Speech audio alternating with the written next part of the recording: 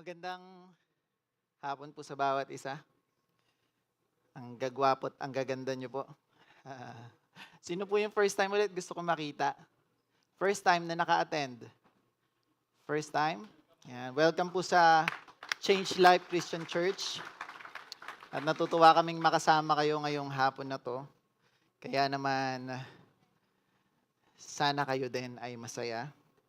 Masaya po ba kayong kasama namin? Amen. Anong meron ngayong April? April Fools?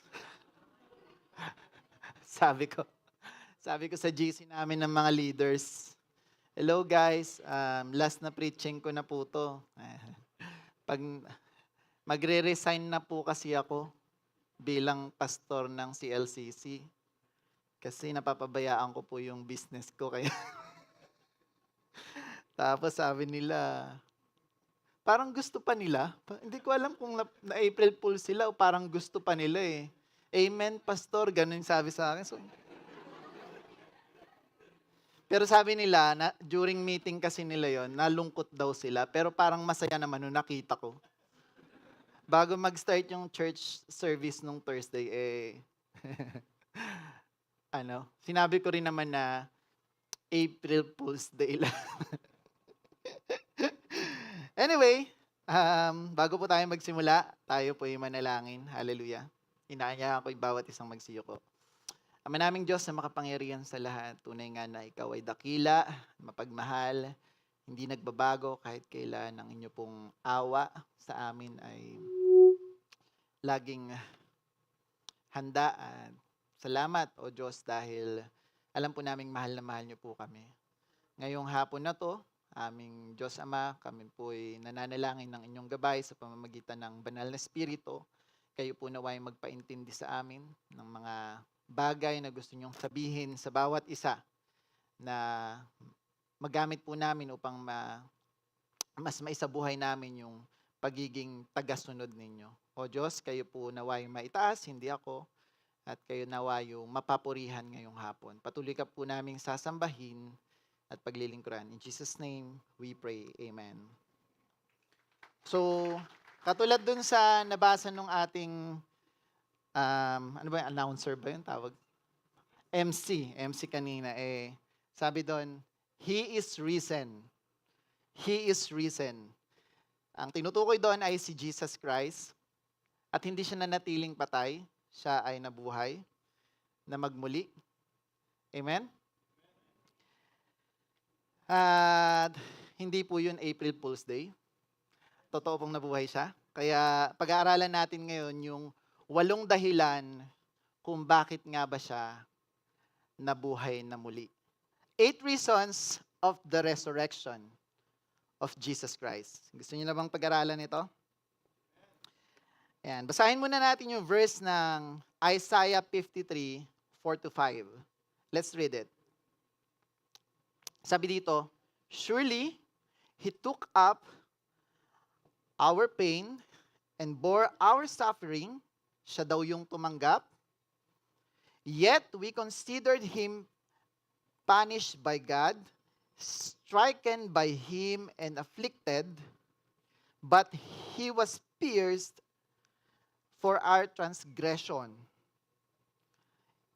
Sa ating mga kasalanan, siya yung hinagupit. He was crushed for our iniquities. The punishment that brought us peace was on Him. Ito ay prophecy sa libro ng Isaiah na darating yung isang Misaya na kukunin lahat ng kasalanan natin at siya yung paparusahan. Di ba? So, yung pagdating ni Kristo dito sa mundo is kaganapan or katuparan ng mga propesiya sa Old Testament. Familiar ba kayo dun sa Old Testament tsaka New Testament na part ng Bible? Hinati sa dalawa, the Old Testament and the New Testament. Okay? Yung New Testament, nandun si Jesus Christ. Nung pinanganak si Jesus Christ, na isa katuparan daw yung propesya. Pero hindi lang yung pagkapanganak sa kanya yung katuparan, kundi yung mga sumunod pang kaganapan. At pag-aaralan natin yun ngayon, lalong-lalo na yung resurrection. Okay? So ngayong April, ang talagang madalas na pag tinanong kung ano yung meron ngayong April is mahal na araw daw. Yan. So, inaalala ng mga tao yung pagkamatay at muling pagkabuhay ni Kristo Jesus. Tama ba ako? Now, meron akong problema na gustong sabihin sa inyo na problema talaga to. Familiar kayo sa pandemic nung COVID-19? Nagsimula yun noong 2020. Alam niyo ba na ang namatay, total, nasa 7, kung hindi ako nagkakamali na-research ko lang to eh. Tinitingnan ko sobrang daming, pero ang nakita ko sobrang daming evidence, 7 million plus yung total na namatay. Parang feeling ko ang baba. Pero alam niyo ba yung pinakamatinding pandemic na nangyari sa sangkatauhan? Sabi nila yung Black Death. Nangyari to nung 1346. Okay? Around 13th century. Hanggang 1353. Etong sakit na to ay galing sa daga, kung di ako nagkakamali. Alam niyo ba yon? Black Death. Yung lahat ng tao para mabuhay sila, kailangan nilang magsuot ng mahabang mask. Nakikita niyo ba yon? May mga palabas nga sa sa Hollywood na kinopya yung ganong concept na meron daw yung sakit na Black Death. So, ang namatay nung panahon, estimated. Wala pa naman kasing ganong kagaling maggawa ng survey nung panahon na yon. Pero estimated from 25 million to 50 million people died. Sobrang tindi. Parang sobrang dami nun, di ba? Pero may mas matindi pa palang pandemic doon. Ano yun? Yung sinabi dyan, sabi dito, surely He took up our pain and bore our suffering. Sa ibang translation, sakit yung tinutukoy dito. Ano yung sakit na pandemic na tinutukoy ko? Yung kasalanan ng tao. Maraming namamatay. Hindi ko na mabilang. Hanggang ngayon, may namamatay pa rin dahil sa kasalanan. At ito yung pinakamatinding pandemic na nangyari sa sangkatauhan. Hindi yung Black Death, hindi yung COVID-19. Maraming namamatay sa pandemic ng transgression. Transgression, ano yan eh? Rebellion. Sin. Ito yung matinding pandemic. Kaya, we conclude, the problem is, we are all sick. Sinner. Why? Because the second problem is, we are under the rulership of Satan. Nagkulang ng da, pero may dayan, ha? Intindihin nyo na lang. So sabi dito sa John 8:44, we belong to your father, you belong to your father, the devil. And you want to carry out your father's desire. He was a murderer from the beginning, not holding to the truth, for there is no truth in him. When he lies, he speaks his native language, for he is a liar and the father of lies. Yan ang matinding problema. Now, alam natin at laging napag-uusapan yung pagparito ni Kristo at yung kanyang pagkamatay. Para saan daw yung pagkamatay ni Kristo? For the reconciliation ng tao sa Diyos. Kasi because of that sin, that pandemic na tinutukoy natin, nahiwalay tayo sa Diyos Ama. Nagkaroon ng separation. Hindi lang pala pagkamatay yung dulot ng pandemic na tinutukoy ko na kasalanan, kundi pagkawalay sa Diyos. Now, ang reason kung bakit dumating si Jesus Christ, it's a prophecy. Dumating siya, ipinanganak siya, at siya ay ginawang makasalanan sa krus ng Kalbaryo para sa ating lahat. Kasi gusto ng Diyos na ma-reconcile yung relasyon natin sa Kanya sa pamamagitan ni Kristo. Alam niyo na ba to? Paulit-ulit tong sinasabi. Ang reason kung ba't namatay si Kristo para bayaran yung ating i-consolidate lahat ng kasalanan at ibigay sa Kanya nung panahon na siya ay pinako sa krus. Lahat ng kasalanan ng buong mundo, ibinigay sa Kanya. Pag binasa natin itong Isaiah ng buo, yung binasa ko kanina, yung Isaiah 53, nakalagay doon, wala siyang kasalanan, pero ginawa siyang makasalanan, kinonsolidate lahat ng kasalanan ng buong mundo, tapos inilagay sa Kanya. Kaya sabi niya doon, Eloi, Eloi, why have you forsaken me? Bakit mo ako pinabayaan? Kasi naramdaman niya nagkaroon ng separation between him and God, the Father. Kasi naging makasalanan siya. Kaya naman may pagkakataon nang mamatay siya. Kasi makasalanan siya. Hindi mamatay-matay si Jesus Christ no? Kaya pag pinanood niyo yung Passion of the Christ, sasabihin mo parang dyan palang mamamatay na siya. Yung pinapalo-palo siya, naubos na dugo niya dyan, dapat patay na siya dyan. Ba't hindi kaya siya mamatay-matay? Kasi nga, wala siyang kasalanan. Kaya sabihin natin, antibay. Perfect kasi siya, wala siyang kasalanan. Kaya nung pinako siya sa krus, binuhos sa kanya lahat ng kasalanan ng tao, kaya namatay na siya. Pero hindi siya nanatiling patay. Diba? Muli siyang nabuhay. Ang reason kung bakit, dahil sa reconciliation. Reconciliation, yung pagbabalik ng relasyon natin sa Diyos Ama sa pamamagitan ni Kristo na pinako sa krus ng Kalbaryo at muling nabuhay. Kaya nagkaroon ng the prodigal son parable. Para dito yon. Alam niyo yung prodigal son parable?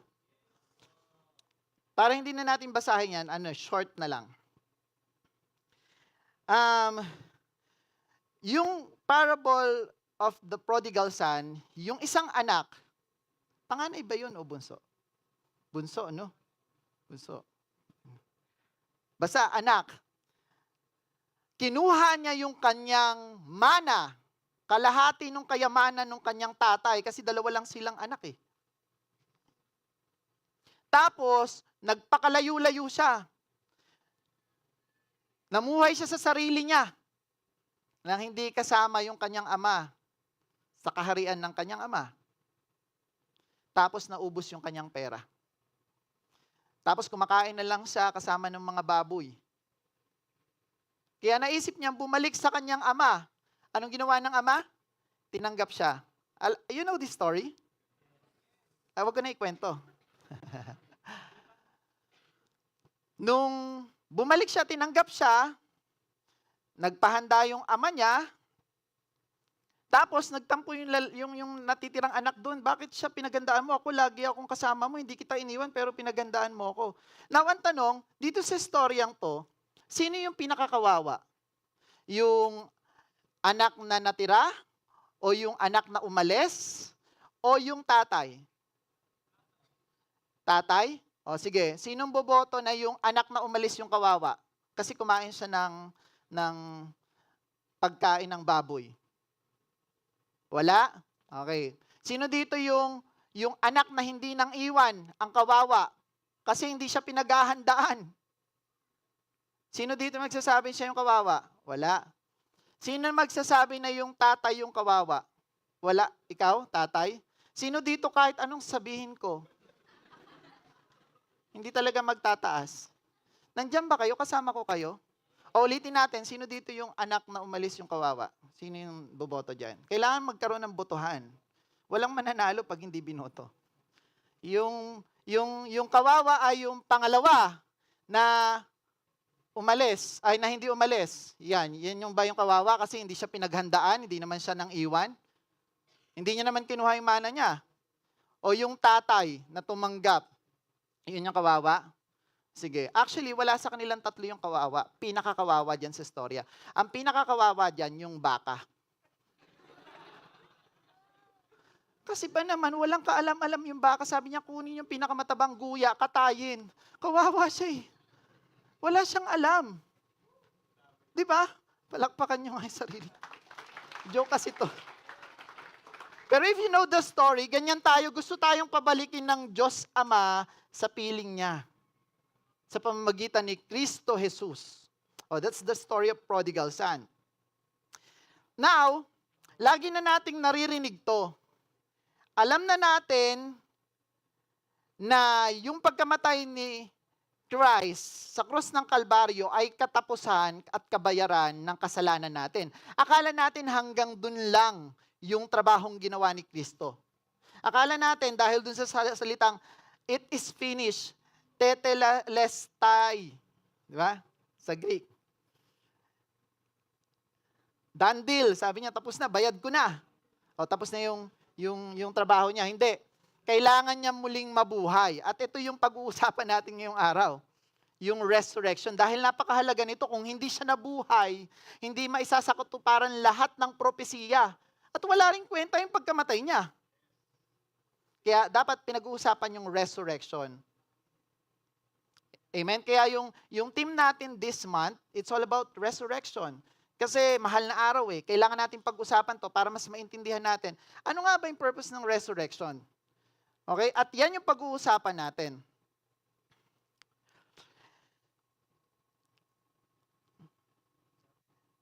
Meron akong 8 na reason na nilagay dito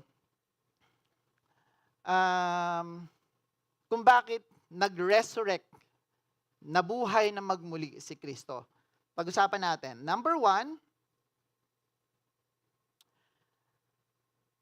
to give proof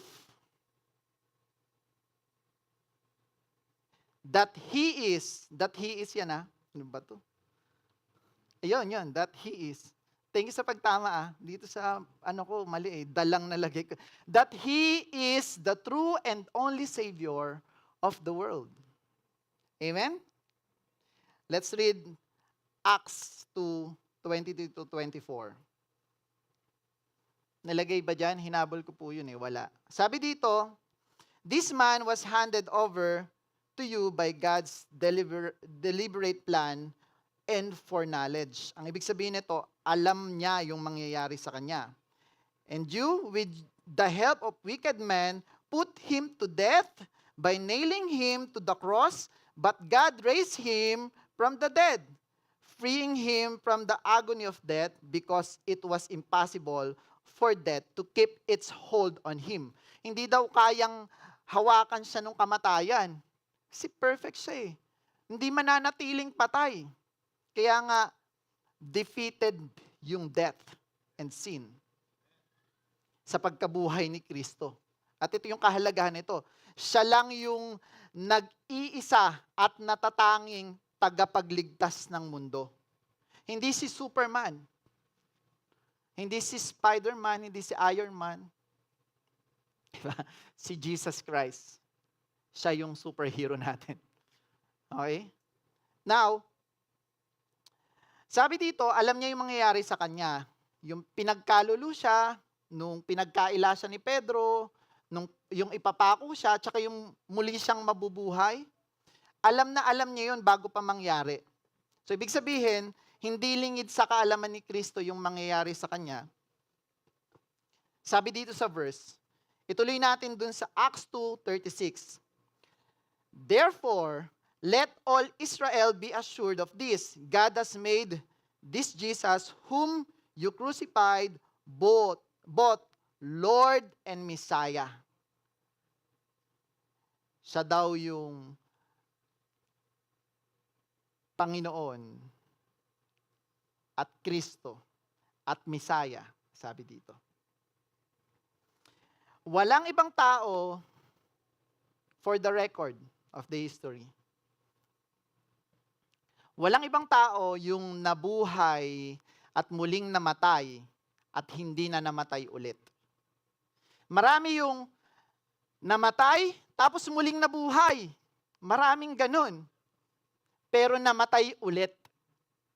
Si Kristo lang yung nag-iisang namatay, muling nabuhay, at hindi na namatay. kahit kailan. He lived forever and ever. Okay? May pagkakaiba. Uniqueness to nung pagkamatay. Walang ibang naging ganito kundi siya lang. Si Lazarus, binuhay niya pagkatapos ng 4 na araw ng pagkamatay ni Lazarus, kung alam niyo yung storyang yun. Binuhay niya mula sa tomb. Lumabas ka dyan, sabi niya. May authority sa death si Jesus Christ. Kaya sabi niya, lumabas ka dyan. Huwag ka manatiling patay. Pero si Lazarus ay namatay din. Pagkatapos buhayin ni Kristo, si Kristo lang yung nag-iisang namatay at muling nabuhay at hindi na namatay ulit. Nanatiling buhay magpakailanman. That's the uniqueness of Jesus Christ's death and resurrection. Amen? Informative to para magkaroon tayo ng konting pagkaalam pa bakit kailangan mabuhay si Kristo. Kasi kailangan mapatunayan niyang siya lang yung nag-iisang tagapagligtas. His death and the uniqueness of His death prove it. Hindi na siya namatay kahit kailan. Amen? Number 2, to provide the basis for the justification of those who trust in Him. Ito yung pangalawang reason. Sabi dito sa Romans 4:23-25, the words, "It was credited to Him," were written not for Him alone, but also for us, to whom God will credit righteousness, for us who believe in Him who raised Jesus our Lord from the dead. He was delivered over to death for our sin and was raised to life for our justification. Ano ibig sabihin ng justification? Sabi sa dictionary, the action of showing something to be right or reasonable. Pag sa biblical na explanation, the action of declaring or making righteous in the sight of God. Hindi na tayo yung nakikita ni God the Father. Yung pagkamatay niya ay kabayaran ng kasalanan natin.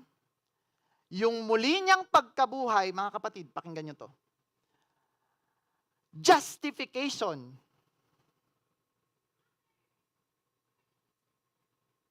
Natin. Sabi nung isang pastor sa akin, alam mo ba't ako na-evangelize? Bakit ako naging mananampalataya? Kasi merong isang crusade. Sinabi sa akin ng pastor, o nung preacher, sabi sa kanya, gusto ni Jesus Christ yung buhay mo. Na-shock daw siya doon. Gusto pa ni Jesus Christ yung buhay ko, Diyos na nga siya. Sabi niya, hindi pala natapos dun yung pastor. Sabi ng pastor, at gusto rin ni Jesus Christ na ibigay niya yung buhay niya sa'yo. Justification. Paano yun? Paano mangyayari? Yung buhay mo, kukunin niya. Yung buhay mong makasalanan, kukunin niya. Kinuha niya sa krus ng Kalbaryo. Tapos sabi niya, gusto rin ni Jesus Christ na ibigay yung buhay niya sa'yo. Yung buhay na hindi nagkasala. Righteous. Ibibigay niya sa'yo. Kaya tinatawag tong justification. Sabi doon, may isang nabuhay, may isang namatay para sa lahat. Yun pala sabi. Kaya lahat ay patay na. Patay na. Kaya naman, wala nang nabubuhay para sa sarili niya, kundi nabubuhay siya para sa isang namatay at muling nabuhay. Si Kristo Jesus. Palakpakan natin ang Diyos. Kaya pag tinitingnan tayo ni God the Father, ito yung malinaw, sa pag-aaral ko sa Biblia, kaya niya tayong tingnan. Dati hindi. Sobrang dumi kasi natin, ayaw ng Diyos Ama yung kasalanan natin. At yun yung namumutawi sa buhay natin. Ginastify ni Christ yun sa pamagitan ng buhay niya, sa pagsunod niya sa kamatayan. Kaya, I live my life for Christ. Kasi wala naman na akong kwenta talaga. That's why the moment I decided, sabi doon, I have decided to follow Jesus. No turning back. No turning back. Simula nung nag-decide ako noong 2021 na mag-follow kay Jesus Christ, sabi ko, Lord, hindi na ako tatalikod sa iyong muli. Because I understand what you did.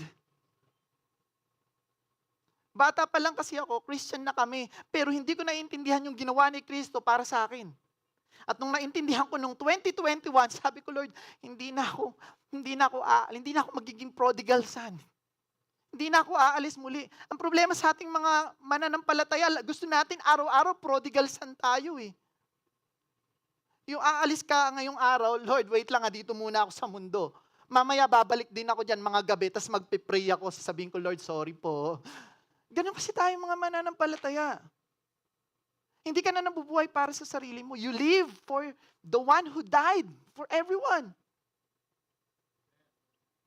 Amen? Huwag kang maging prodigal son every day.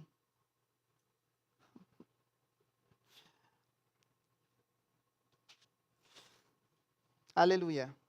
Number 3, to demonstrate that He is Lord over both living and the dead. Ang ganda nito. Sabi dito sa Romans 14:9, for this very reason, ayan, Christ died and returned to life so that He might be the Lord of both the dead and the living. Lahat ng nag-rule dito sa mundo, namatay din. Lahat ng hari, lahat ng pinakamagagaling na leader, namatay silang lahat. Si Jesus Christ namatay pero muling nabuhay.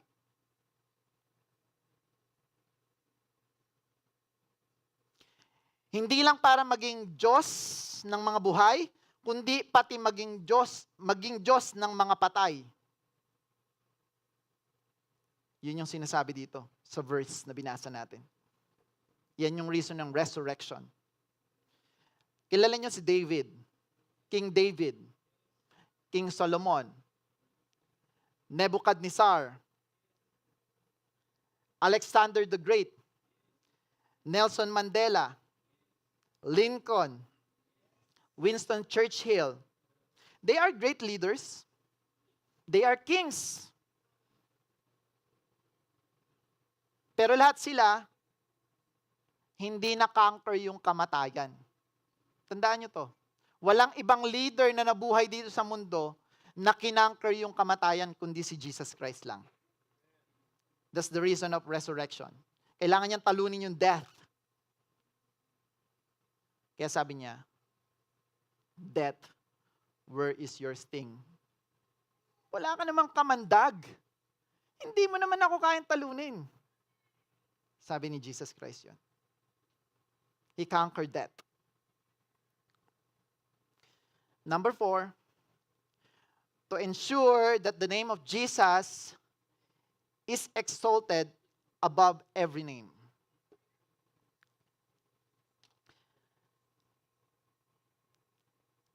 Sabi sa Philippians 2:8-10,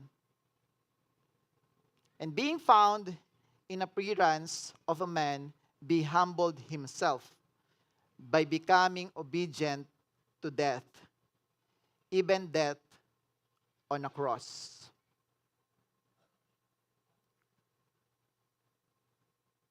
Therefore, God exalted him to the highest place and gave him the name that is above every name.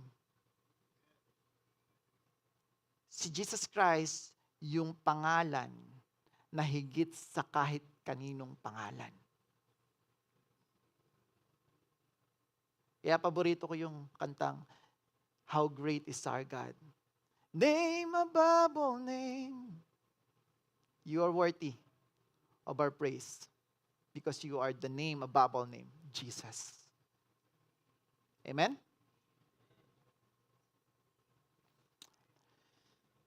Yung pangalan ni Jesus Christ, kilala siya sa langit. Alam niyo ba yon? Sinasamba siya ng mga anghel. Tapos nung nabuhay siya dito sa lupa, ipinakilala niya yung pangalan niya, Jesus. Ngayon, merong isang lugar na hindi pa siya kilala.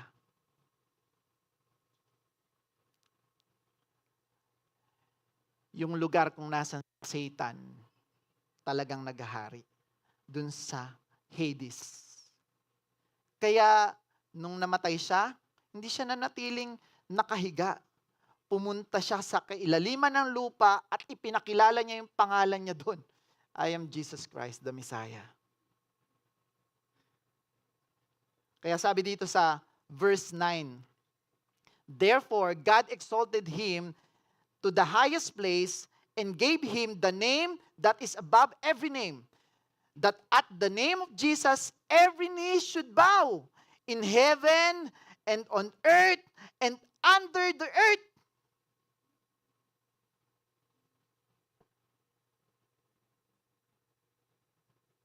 Tapos hindi siya pwedeng manatili doon eh. Kasi masasama siya sa listahan ng patay. Kaya pagdating ng 3 days, nabuhay siyang magmuli. At sinabi niya sa mga nandun sa ilalim na natalo ko ang kamatayan. I conquered death. Death, where is your sting? Now you know my name. My name is Jesus Christ. I and the Father are one.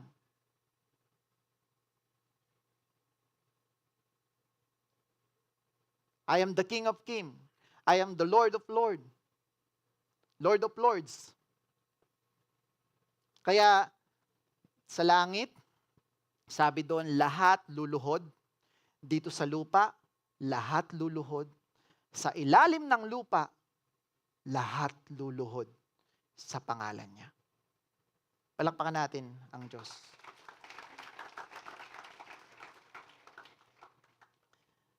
Kaya dapat lagi natin binibigkas yung pangalan niya, Jesus, Jesus. That's why we worship Him. We worship His name. We do praise and worship for Jesus Christ. And we bow. He is our King. He is our Lord. He is our Savior. Amen? Naintindihan nyo ba itong pinag-usapan natin? This is important para maintindihan ninyo yung ginawa ni Kristo. Hindi lang siya namatay. Nabuhay siyang magmuli. At may dahilan kung bakit kailangan niyang mabuhay. Magmuli. Number 5, to make way for the Holy Spirit to live within every child of God. Wow! Ito yung isa sa pinakagusto ko eh. Kaya siya nabuhay na magmuli para iwanan niya yung Holy Spirit sa atin. Kasi kung nanatili siyang patay, walang mag-iiwan, walang makikiusap sa God the Father na, God the Father, bigyan niyo sila ng Holy Spirit. Manatili sa puso nila. Hindi lang makasama nila, kundi mapunta sa kanila.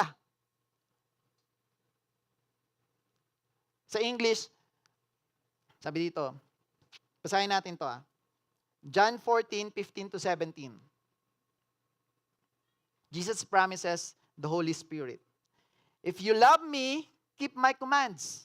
Sabi ni Jesus Christ. Si Jesus Christ po yung nagsasalita dito If you love me, keep my commands. Sino yung nagmamahal kay Jesus Christ? Amen.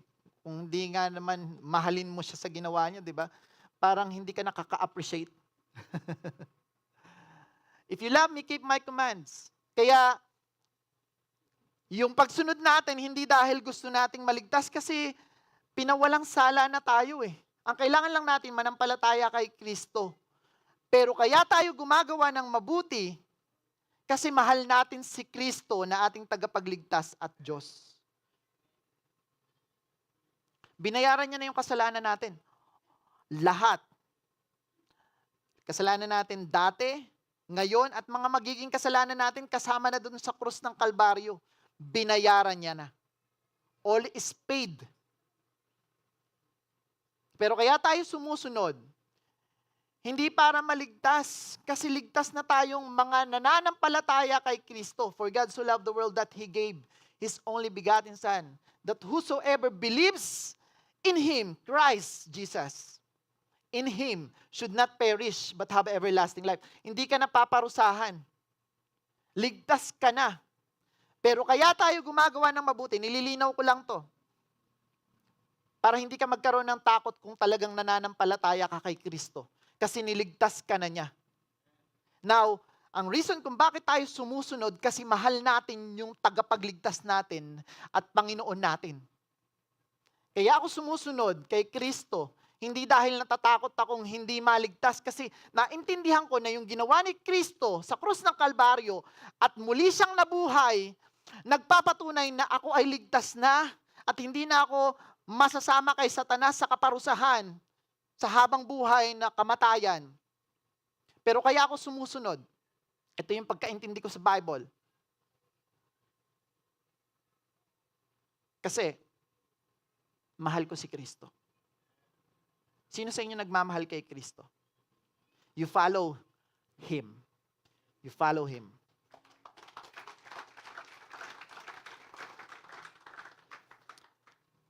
And I will ask the Father, sabi dito, if you love me, keep my commands, and I will ask the Father in heaven, and He will give you another advocate to help you and be with you forever. The Spirit of truth, the Holy Spirit. The world cannot accept Him because it neither sees Him nor knows Him. But you know Him, for He lives with you and will be in you. Hindi tinapos ng with you lang. Kasi yung with you, pwede mo siyang iwanan eh. At pwede ka rin niyang iwanan, pero yung sinabi dito, and be in you. Sa loob. Pag sinabi mong in, di ba? Loob. Kaya yung Holy Spirit, nasa puso natin yan. Lagi mong kasama yan. Kaya nalulungkot yan sa mga pagkakataong gumagawa ka ng mga bagay na hindi inutos ni Kristo. Kasi namumuhay si Kristo sa puso natin sa pamamagitan ng Holy Spirit.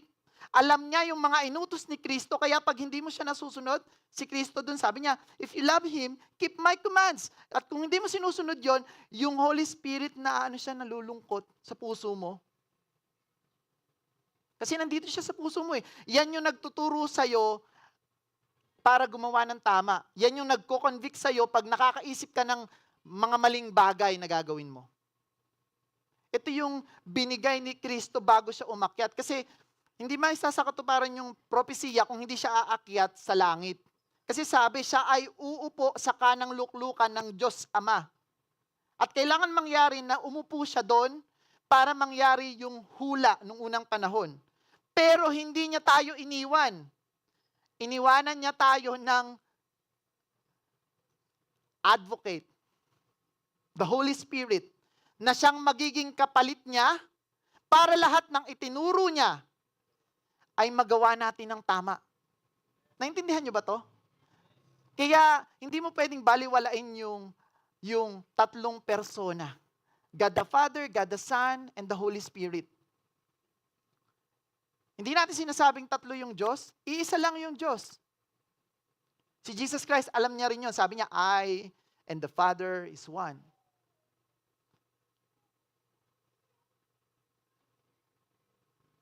Pero naniniwala tayong meron silang kanya-kanyang trabaho. Ito yung laging ine-explain ni Bishop eh. Pero hindi ako magtatagal dito kasi this is doctrinal, medyo malalim. Pero naniniwala akong naiintindihan nyo na yung Holy Spirit ay iniwan sa atin ni Kristo para siya yung magbibigay sa atin ng kakayahang masunod lahat ng inuutos ni Kristo. Amen? Palakpakan natin ng Diyos. Hindi niya tayo pinabayaan. Sa mga pagkakataon na kayo ay natutukso, tapos may dalawang boses na naglalaban sa isip nyo, isang pagtulak para gawin mo, at isa yung sinasabi na wag mong gagawin yan. Sino doon yung boses ng Holy Spirit? Yung pinipigilan kang gumawa ng masama. Kaya napaka-importante yung verse na, my sheep knows my voice. Pakinggan nyo ito maigi. Gusto ko itong sabihin. Inilalagay sa puso ko yung sabihin to sa inyo. Yung salitang yon, napaka-importante nun sa ating mga mananampalataya. I know them. My sheep knows my voice. Sinabi niya yun nung sinasabi ng mga tagapagturong iba na bakit hindi gusto ng iba yung turo mo? Sabi niya kasi, my sheep knows my voice. And I know my sheep. Jesus Christ is our great shepherd. Siya yung pastol natin. At alam niya kung sino yung sa kanya.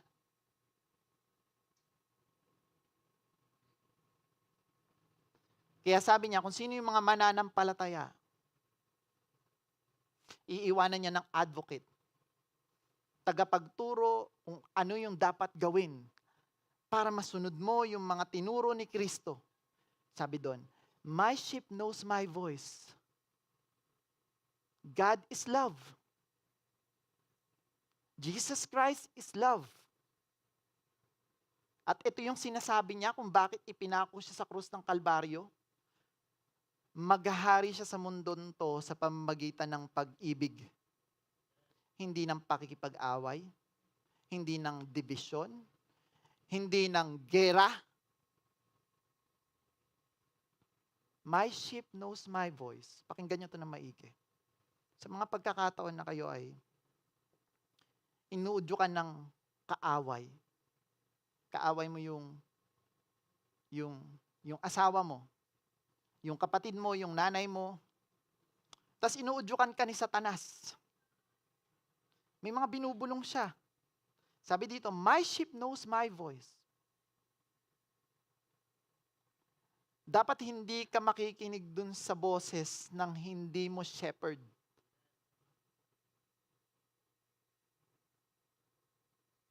Kaya pag sinabi, pag ganito yung utos, makipag-iwalay ka na.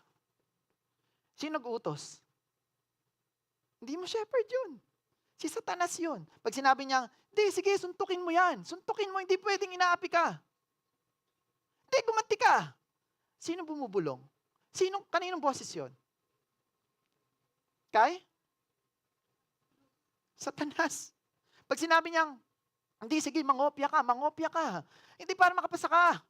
Sayang pinaghirapan mo eh. Hindi, magtampo ka, mag-walkout ka. Ay. Si attorney nangiti. Ayoko na mag-walkout, attorney. Pag inuudyukan ka ng kalaban, ni Satanas, naririnig mo siya sa isip mo eh.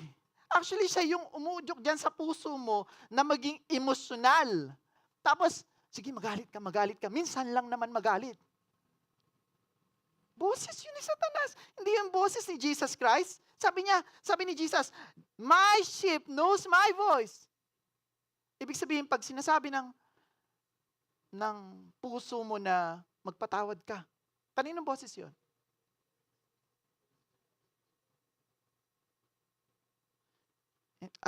Hindi, wag ka mangopya. Hindi, wag ka mandaya. Wag mong gawin yan. Masasaktan mo yung kapwa mo. Kaninong boses yun? Jesus Christ is love. That's why you need to know His voice because you are His sheep. Sino dito yung mga tupa ng ating mahal na Panginoong Hesukristo? Sino dito? Taas nyo kamay nyo. Yan. Simula ngayong araw na to, pakinggan nyo lang yung boses niya. Pag sinasabing, hindi murahin mo yung kaibigan mo. Minura ka gantihan mo. Hindi pwede yung minumura ka niya. Hindi ka naman niya pinapakain eh. Hindi ka naman niya pinalalamon, ba't ka minumura? Murahin mo din. Pag ganyan yung bulong, hindi yan si Jesus Christ. Naintindihan niyo na? My sheep knows my voice. Pag sinasabi niyang magpatawad ka, boses yun ni Jesus Christ, wala nang iba.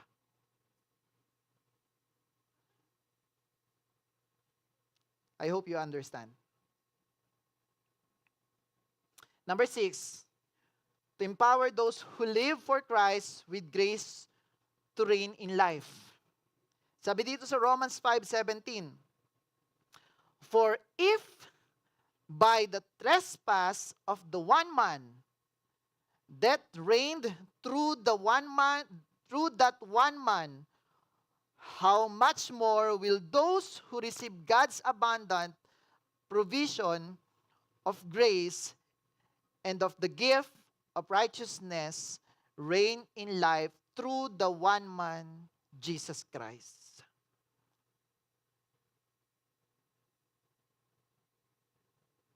Sa pamamagitan daw ng isang tao, pagkakamali ng isang tao, yung death daw ay nag-reign.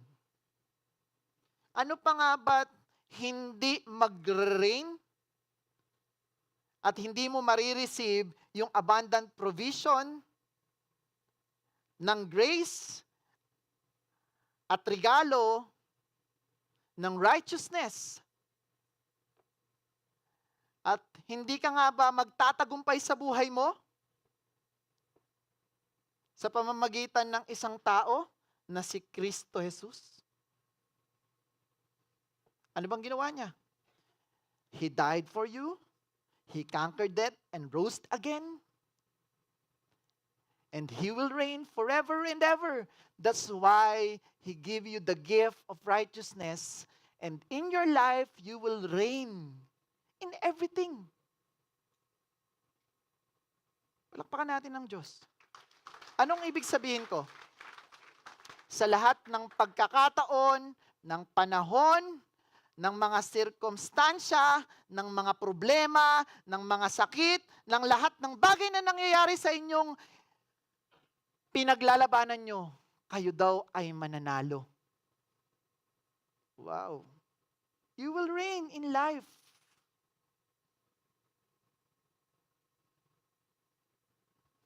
Naalala ko yung kwento, yung tayo ay magtagumpay sa buhay. This is a privilege. Kaya nalulungkot ako pag meron akong mga nakakausap na mananampalataya, pakinggan nyo to na napaka-negative. Parang tingin nila sa pagiging mananampalataya ay puro lungkot na lang, puro kahirapan na lang, kasi dapat, we walk like that. Kailangan paghihirap yung maranasan natin dito sa mundo. Kasi naghirap nga si Kristo, si Paul nga rin naghirap eh. Lahat ng apostol naghirap.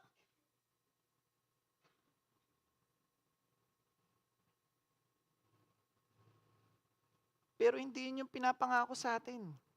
Sa mga apostol, sinabing mangyayari yun sa kanila, pero hindi sa'yo. Sabi dito, magre-reign ka sa life mo.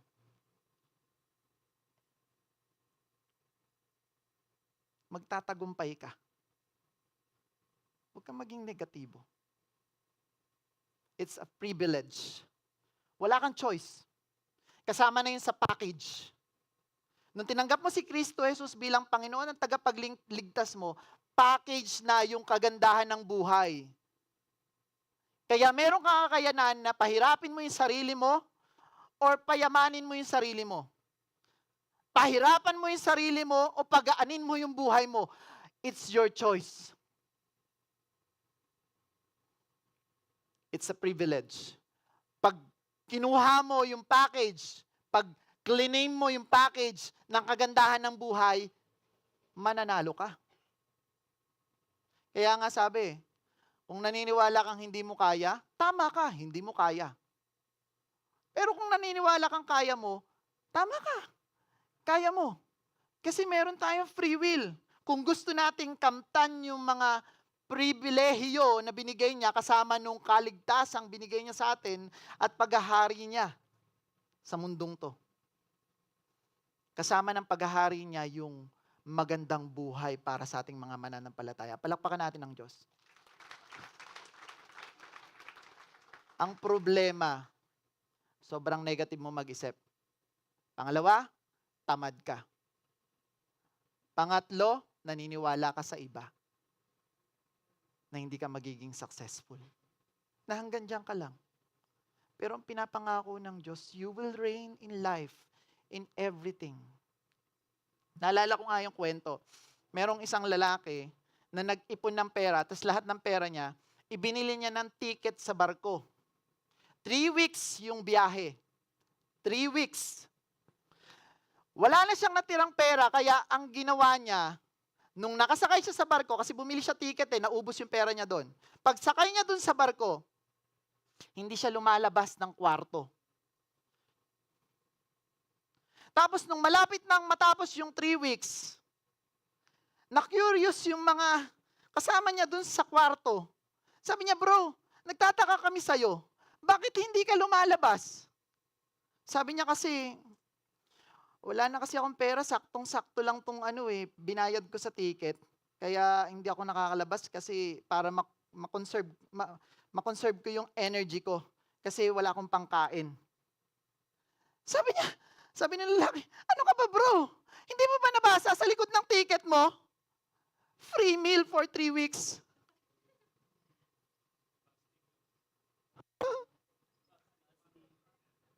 Ano nangyari? Gutom siya. Kasama pala sa binili niya, yung libreng pagkain sa loob ng 3 linggo.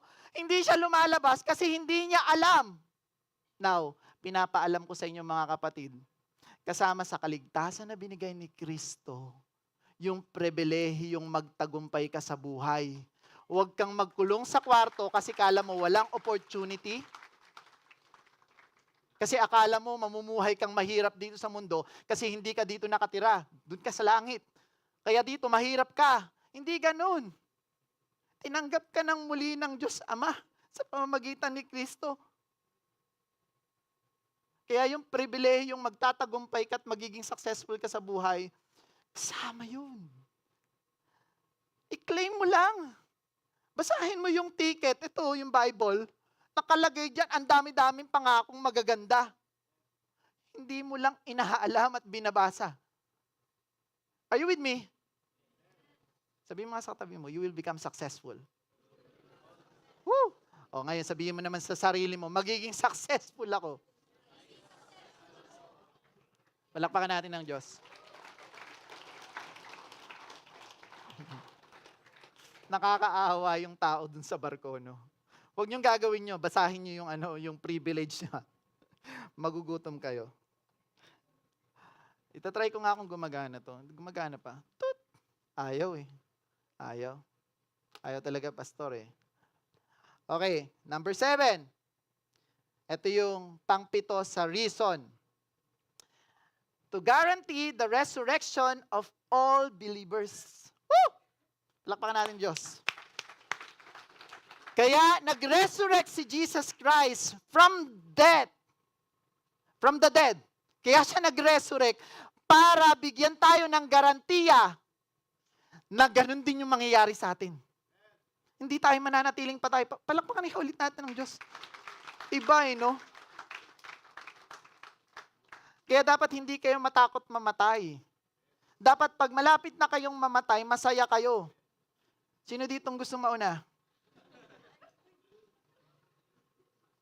Naintindihan niyo ba to? Sabi dito sa verse. 1 Peter 1, 3-4. Praise be to God and Father of our Lord Jesus Christ. Purihin daw ang Ama at Diyos ni Jesus Christ. In His great mercy, He has given us new birth into a living hope through the resurrection of Jesus Christ from the dead. Naintindihan niyo ba to? Kaya hindi ako natatakot mamatay eh. Wala lang sanang babaril sa akin dyan pagbaba ko ah. Huwag muna. Wala magpipreach dito na pogi. Ayoko na. Biro lang yan, biro lang. Minsan talaga ang yabang ko eh, no? Kaya ayoko magpastor eh, kasi magyayabang talaga ako. Sabi kasi yun ng ano ko, mga kamag-anak ko. Tsaka lagi akong sinasabihan ng ganung asawa ko. Pogi daw ako. Kaya naniniwala ako. Ayoko nga sana eh. Ano sabi diyan? Praise be to God and Father of our Lord Jesus Christ. In His great mercy, He has given us new birth to a living hope. Wow. Through the resurrection of Jesus Christ from the dead. Dahil daw siya ay nag-resurrect, tayo daw ay magkakaroon ng panibagong kapanganakan. Living hope. And into an inheritance that can never perish. Hindi na daw tayong mamamatay muli pag tayo ay nag-resurrect. Wow. Ito yung pinakagusto ko sa lahat eh. Pero ang ayaw ko lang na katotohanan, si Jesus Christ, yung mga scars niya, hindi natanggal. Pangarap ko pa naman din kuminis. Pag nabuhay akong magmuli, baka hindi matanggal tong nasa mukha ko eh. Yun yung medyo masakit na katotohanan dito. Kasi si Jesus Christ, yung scars niya hindi nawala eh, di ba? Yung last Thursday, pinento yun ng pastor natin, si Pastor Ronald. Yung guest pastor natin. Kwento niya yung mga scars ni Jesus Christ hindi nawala. Kaya natatakot ako pag, siguro yun yung papanalangin ko pag malapit na ako mamatay. Lord, pwede ba pag binuhay mo akong muli, makinis na to? Ang hirap eh, no? Pero okay lang, at least mabuhay akong muli. Yun yung nakalagay dito. Naintindihan niyo ba to? Are you excited? Oh. medyo ano, pangit pakinggan eh, no? Are you excited to die? Are you excited to die? Iba pakinggan eh, no? Parang negative eh, no? Sa iba. Sabi ni Paul, to live is for Christ. To die is gain. That's why I am excited to die. Wala naman nakakaalam kung kailan yun eh. May nakakaalam ba sa inyo kailan kayo mamamatay? Ha? Yung binigyan lang ng taning, yun nalalaman nila, pero hindi pa sure. Sabi nung isang doktor, dun sa may taning ang buhay, sabi niya, bro, pasensya ka na, pero huwag ka sanang malulungkot. Anong gusto mong unahin ko? Good news o bad news? Doc, pwede bang good news na lang? Sabi niya, sige. 2 days na lang kasi yung buhay mo, mamamatay ka na. Yun, alam niya, di ba? 2 days na lang, makakapag-worship ka ng makakapag-worship kay Lord. Sasabihin, Lord, patawarin mo ako sa kasalanan ko. 2 days na lang ang buhay ko. Hindi na ako magkakasala ngayon. Sabi nung lalaki, anong good news doon? 2 days na lang buhay ko, good news pa yon? Sabi ng doktor, oo. May bad news kasi. Ano na naman yung bad news, Dok? May bad news pa talaga. 2 days na nga lang yung buhay ko. Ano yung bad news, Dok? Kahapon pa kasi nalaman na 2 days na lang ang buhay mo. Palakpakan yung sarili niyo. Wala nakakaalam kung kailan tayo mamamatay, pero sabi ni Paul, to live is for Christ, to die is gain. Well, sana lahat ng mentalidad ng mga mananampalataya ganito, di ba? Kaya kahit anong ipagawa sa'yo ni Kristo, gagawin mo, wala kang takot mamatay eh. Pag tinutukan ka ng baril, i-denounce mo si Jesus Christ na hindi mo Diyos. Pag hindi mo siya dinenounce, alam niyo ba yung denounce? Ano yung denounce? Ipagkaila na siya ay Diyos mo. Pag hindi mo ginawa yun, papatayin kita. Kaya maraming mga kwentong ganun eh. Sa ibang bansa. Talagang tinutukan sila ng baril, hindi nila dinenounce kasi hindi sila takot mamatay para kay Kristo. Palakpakan nga natin ng Diyos. Sana ganun no? Pinagpapatay sila. For the record, pinagpapatay sila kasi hindi nila dinenounce si Kristo. And I hope, pag may pumasok dito mamaya, hindi nyo rin i-denounce, ha? Hello, pwede na. Sige. Akit na kayo. Woo! Pang-8. Ay, pang ano na ba ako? Pang-8. Yan, yung pang-8. To give us the assignment. What is the assignment? The Great Commission. Kung hindi siya nabuhay magmuli, walang magsasabi na the authority is mine in heaven and in earth. Ano sabi dyan sa verse? Then Jesus came to them and said, all authority in heaven and on earth has been given to me. Ibinigay na daw sa kanya. Therefore, go ye and make disciples of all nations, baptizing them in the name of the Father and of the Son and of the Holy Spirit, and teaching them to obey everything I have commanded you. And surely I am with you always to the very end of the age. Hindi niya daw tayo iiwan sa pamamagitan ng Holy Spirit. This is the Great Commission. Sino sa inyong masaya na kayo ay hindi napaparusahan? Yung iba, gusto niyo parusahan ko kayo? Wala namang malungkot dahil sa ginawa ni Kristo. Yun lang na mga hindi nananampalataya sa Kanya. Pero meron siyang binigay na assignment. Sa bawat isa, sa ating lahat. Ano assignment niya? Humayo kayo, gawin ninyong alagad ko ang lahat ng tao. You have assignment. Sino sa inyo, mga estudyante, sino sa inyo yung gumagawa ng assignment? Hindi kayo gumagawa? Tanggalin nga yung scholarship ng mga to. Gumagawa ng assignment. Yun. Ito assignment. Gawin din sana natin. Amen? Gawin nating alagad ni Kristo. Ipangalandakan natin yung pangalan niya na siya na yung bagong hari at Panginoon ng mundong to. Hindi na si Satanas, hindi na yung darkness yung naghahari, kundi si Jesus Christ at ang kanyang kingdom of light, yung kaliwanagan. Amen? Amen? Bago ako matapos, merong isang lalaking Kristiyano na in-interview. Sabi ng interviewer, pwede mo bang, makinig kayo sabi niya, pwede niyo bang i-prove sa akin, sabi ng interviewer, pwede mo bang i-prove sa akin yung resurrection scientifically?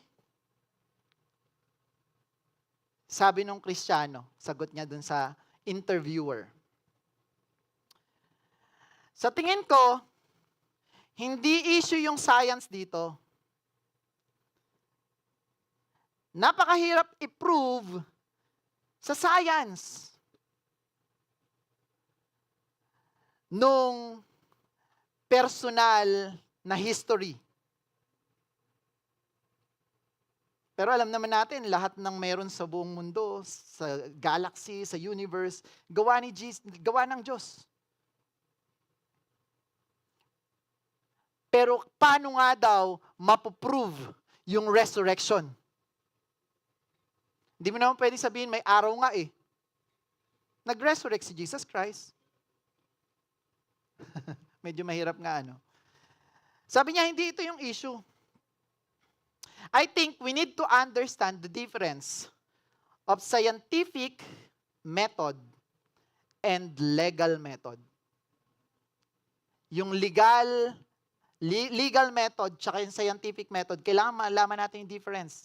Sabi nung nag-i-interview. Nung Christian. Sabi nung interviewer, anong ibig mong sabihin? Meron tayong attorney dito. Magkaiba yung scientific method sa legal method. Tama ako, attorney? Right. Sabi nung Christian, yung scientific method, based yon sa pagpapakita sa pamamagitan ng paulit-ulit na event sa harapan ng taong nagtatanong. Sa madaling salita, yung truth ng hypothesis is tested by controlled experiment. Sabi ng interviewer, wait lang, hindi ko maintindihan eh.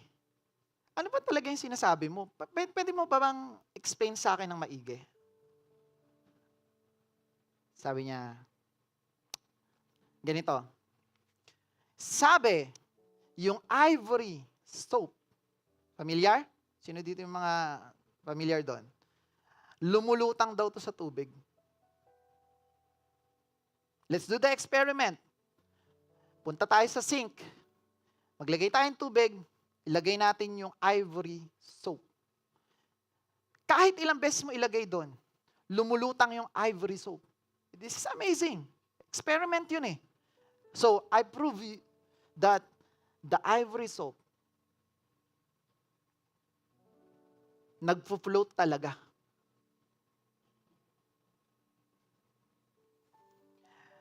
Pero, kung yun lang yung method na gagamitin natin to prove yung scientifical method, pag wala kang sink, wala ka sa lababo, tinuturo ko lang dito, sasabihin ko, alam nyo ba yung ivory soap? Lumulutang? Paano ko mapapatunayan sa inyo kung walang tubig tsaka walang ivory soap? That's why mahirap patunayan yung buhay ng isang tao. Yung history ng buhay niya sa pamamagitan ng science. Yung resurrection. Mahirap. Kaya hindi yun yung way ni God. Sabi niya, meron pang isang method na hindi natin dinidiscuss.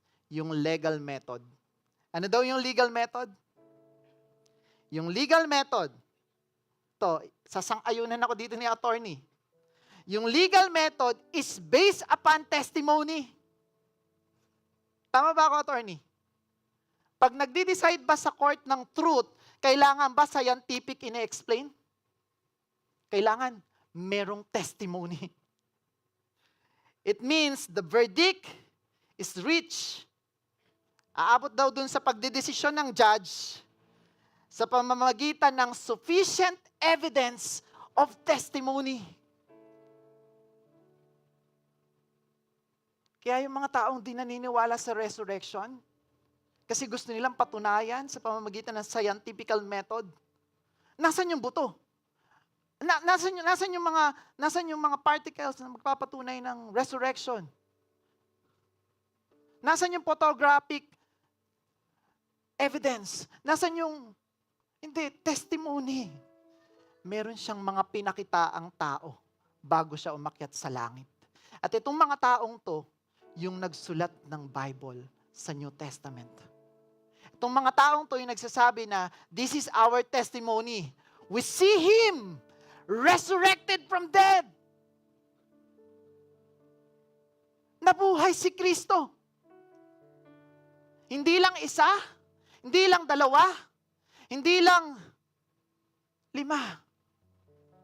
Marami siyang pinakitaan bago siya umakyat sa langit. Kaya marami yung gumawa ng testimony na nakita namin si Kristong nabuhay. Kitang-kita namin yung butas ng kamay niya. Nung ipinako siya sa krus, nakita namin yung sugat. sa tagiliran nung sinaksak siya. Nabuhay si Kristo at umakyat siya sa langit. And that's our testimony. And now, my verdict is, Jesus Christ resurrected from the dead. Palakpakan natin ng Diyos. You must believe. Because there's a lot of people who testify that Jesus rose up. He is risen. My Christ, my King, my Lord, rose from the dead. That's why I live for Him. And we must live for Him alone. Not for yourself. Not for everybody. Not for anyone. But for Him. I will live. And we must live. It's a must for Him.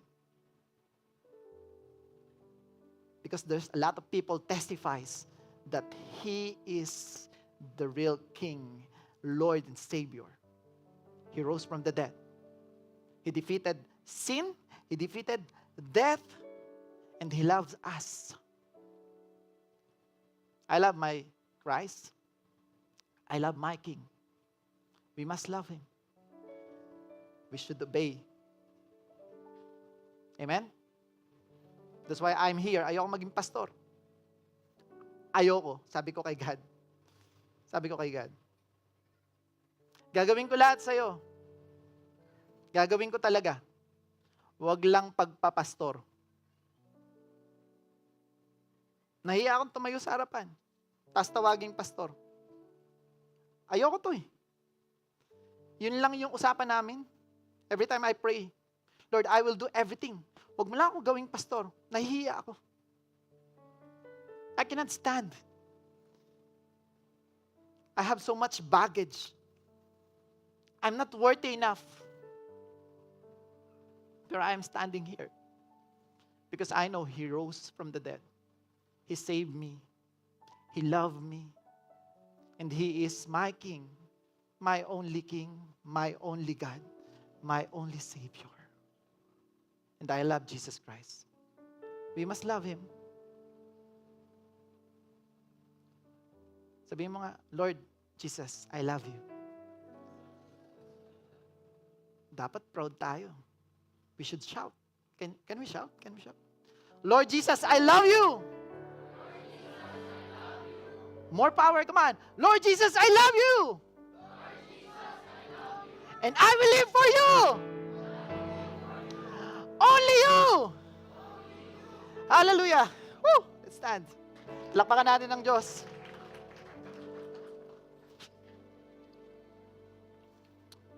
Woo!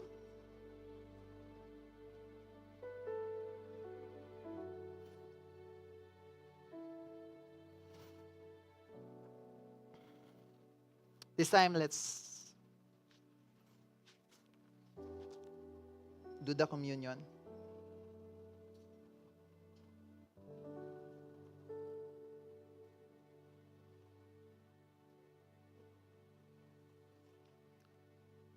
Hallelujah. I hope meron kayong babaunin sa pag-uwi ninyo. Sige po, pamigay nyo na po yung ating communion.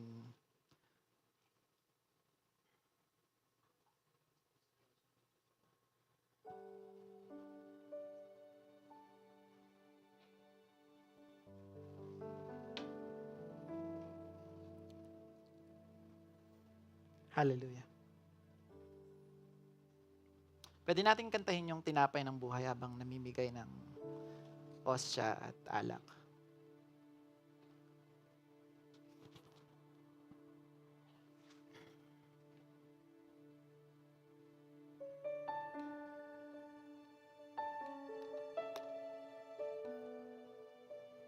Hallelujah, Lord.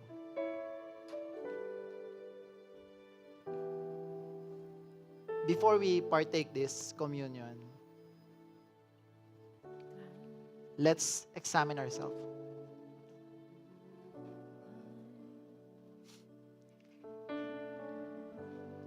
Saliksikin mo yung iyong puso. If there is anything na makapagbibigay sa iyo ng karumihan, galit, tampo, hindi pagpapatawad,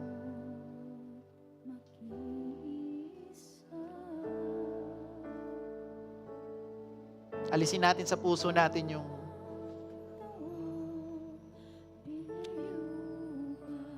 mga karumihan na yan.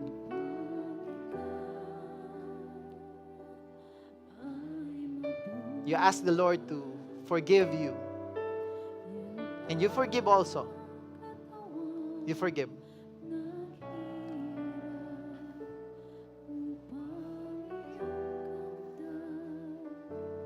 Hallelujah.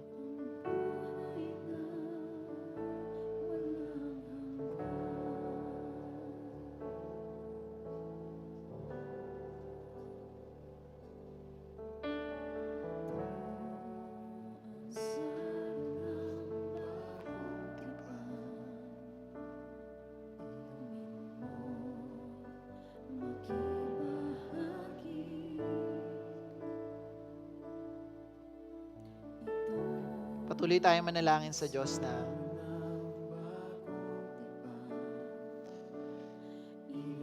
tayo'y Kanyang pakalinisin.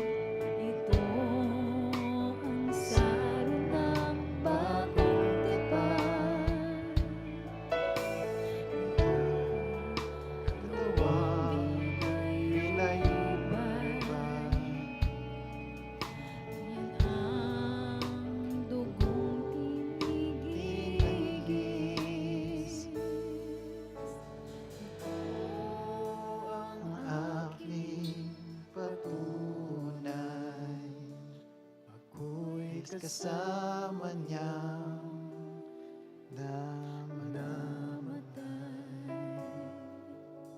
Ito ang aking ipahahayag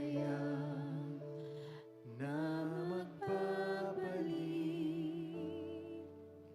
si Jesus na buhay.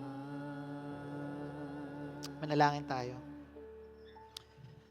Ama naming Diyos na makapangyarihan sa lahat, kami po'y nananalangin ng kalinisan ng aming mga puso.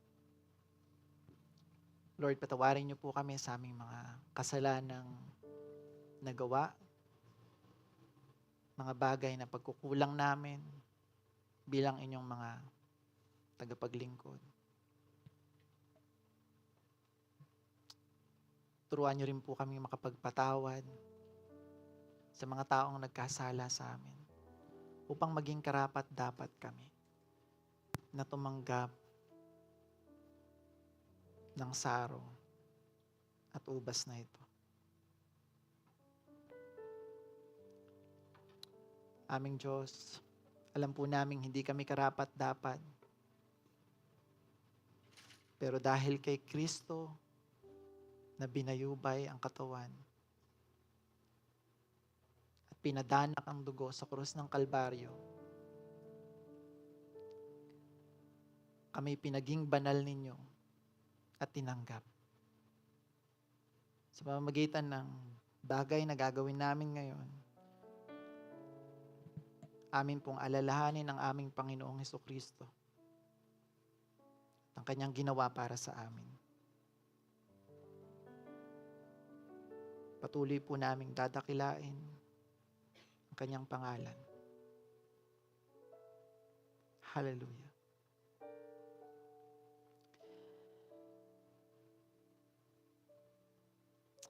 Sabi sa 1 Corinthians 11, sapagkat ito ang aral na tinanggap ko mula sa Panginoon,